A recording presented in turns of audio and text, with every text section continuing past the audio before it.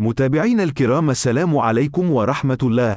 في هذا الفيديو سوف نعرض عليكم ماذا حدث أثناء تدريبات المنتخب الوطني الجزائري قبل المرتقبتين أمام كل من أوغندا وتونس. لكن قبل أن نبدأ في تفاصيل الفيديو، لا تنسى الاشتراك في القناة والضغط على زر الجرس ليصلكم كل جديد.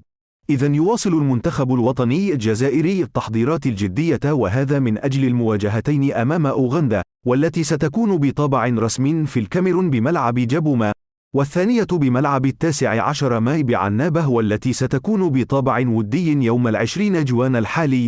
وصنعت مجموعات الخضر أجواء رائعة في التدريبات الجماعية، والتي تجرى بمركز سيدي موسى.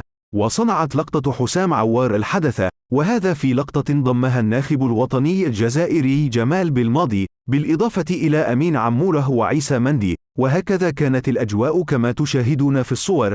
وهنا أعزائي المشاهدين، أنتم شاركونا بآرائكم وتعليقاتكم، ولا تنسوا الاشتراك في القناة والضغط على زر الجرس ليصلكم كل جديد.